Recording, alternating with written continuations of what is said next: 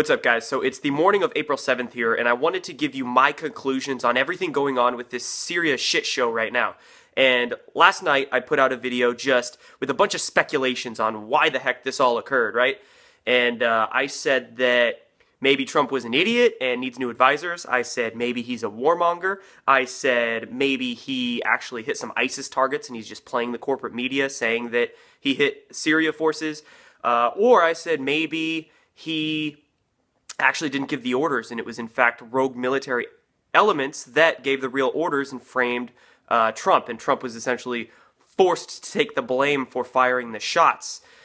I bet you $10 that that's the case. And I was up like all night last night. I couldn't sleep at all, just going through all the possible scenarios in my head. And this makes the absolute most sense to me, right? So when we take a step back and look at this holistically, right? When we put which is what you have to do in every single situation ever with your life, is how we really all should be thinking.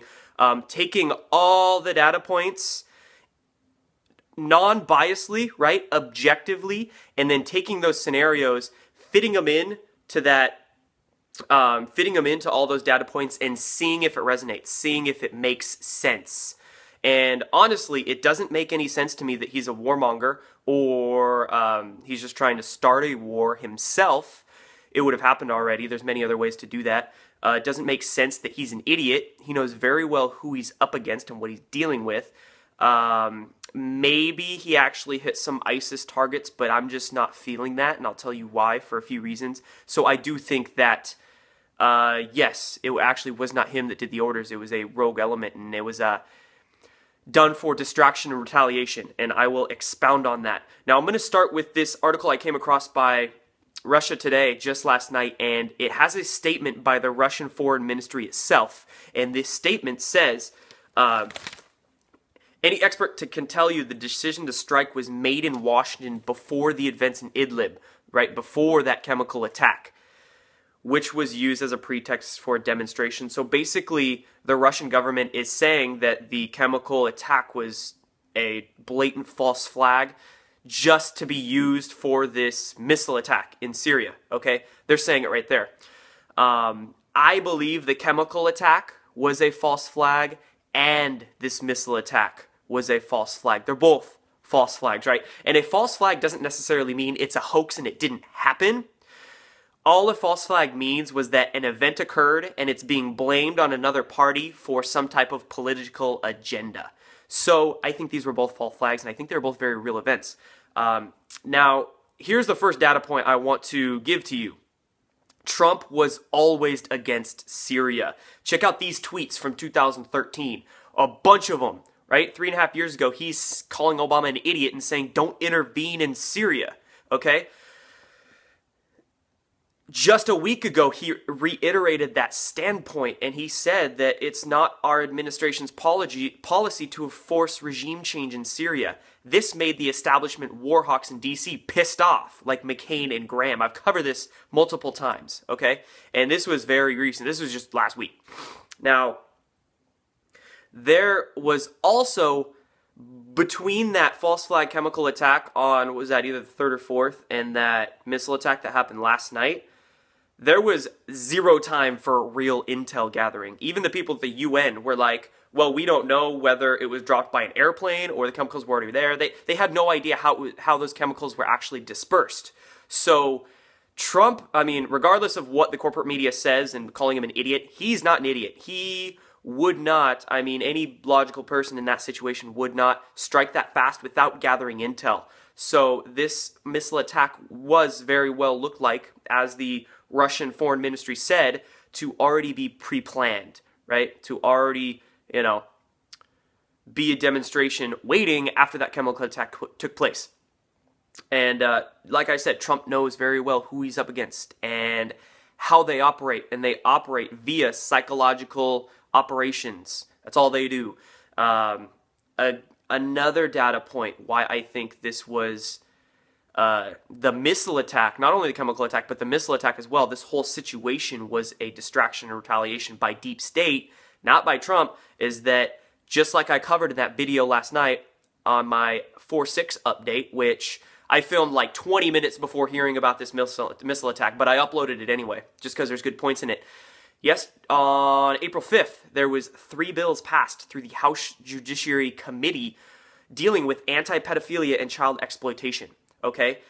That means shit's about to hit the fan, right? If we have our own government passing anti-pedo laws, not only that, but the viral nature of this pedophilia information. We had that 2013 NBC report of Hillary Clinton covering up State Department pedophilia investigations absolutely go viral. It had thousands and thousands of shares just on a collective evolution post a few days ago, and I saw it everywhere, okay? So with this information going viral and pedogate advancements really happening, they not only needed the deep state, I'm saying, not only needed Syria chemical attack as a false flag, but they needed to up the serious ante. Here Hillary Clinton comes out and says, oh, we need to attack Syria. Well, of course, because your face is going viral, you demonic biatch. So they planned the false flag, which was blatant, right? That hashtag Syria hoax on Twitter was trending all day. So they absolutely botched the first false flag. They needed to really up the ante because they need a serious distraction and a serious retaliation against Trump and Alliance and company. So probably, my guess is that some rogue element in the military, phone's dying there, some rogue element in the military or somebody called the shots without Trump knowing. Boom. That's really the only scenario. It's not the only scenario that makes sense, but it's the one that makes the most sense. Like I said, when you take all the data points and just holistically look at everything, and to me, just feel it out, right? You have to, remember, you have to integrate left brain, right brain. You connect all the dots, but you got to think about the dots and how much they really make sense.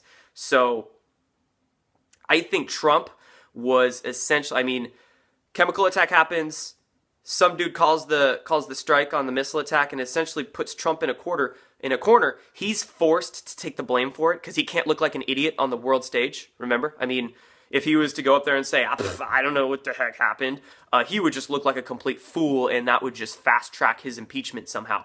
So he was forced to take the blame for this missile attack. And remember as well, somebody just made this fantastic point out to me. April 6th, yesterday, that's exactly 100 years to the day of the start of World War I. Like I said, season of sacrifice, these deep state earmuffs, fuckers, love to pull that kind of shit and do the stuff with their weird black magic, astrological alignments and whatnot. 100 years to the day of World War I, they're trying to start World War III with every ounce and fiber of their freaking being because this pedophilia stuff is about to hit the fan. And there's a lot of others. I mean, they're literally on their last ropes, and they probably want to try some type of false flag UFO disclosure after this would be my guess, because this serious shit is so blatant that their last card they can pull is going to be a card from above. And I mean, we know so much about this ET issue, it's going to be blatant if they try to pull that as well. So in my opinion, both of these were false flags, and they painted Trump in a corner. He had to take the blame for calling it when he really didn't. But this is only going to fast track the exposure of the dark forces, okay? Long ass video, I'll be done. It's only going to, all right, people are coming together. Right now, I look at the alternative media like Free Thought Project, Anti-Media, and all that jazz, and people in the truther community. It's such a shit show, but remember, order out of chaos, okay? Everybody's like, some people are, oh my God, Trump's a warmonger, he's one of them, you know, he just proved it, yada yada. Other people are really trying to question, but once this kind of settles down, we'll find an order out of that, and I think Trump will use this to his advantage. I mean, what he could do from here is simply call for peace, call for talks with Assad, and then CNN, you know, last night CNN was like, oh, some asshole on there, oh my God, look at those beautiful missiles. If Trump calls for peace now, or tries to talk with Assad or do anything that's not war, it's obviously painting all these progressives. I don't like to get in that two-party dichotomy, but this is what he could do for to calm the political scene down. If he calls for talks, all the you know, corporate media is going to look like complete war hawks and fools, and they're just going to, you know, show themselves. So whatever happens, Remember, this is chess, not checkers. This is the art of war. But I don't have any fear. Don't have any fear for World War III. I don't think it's going to happen. I think this event, this Syria missile stuff, is only going to speed up the process for true disclosure, because the gloves are coming off now. This is an overt coup that's trying to occur, and I don't see anything else happening but bigger disclosures and basically the fecal matter hitting the oscillar rotator, the crap hitting the fan much sooner. So anyway, I just wanted to throw those thoughts, those perspectives, and my opinions out there. Feel free to downvote this if you guys want, but it's just my opinions and you're on my channel. Peace.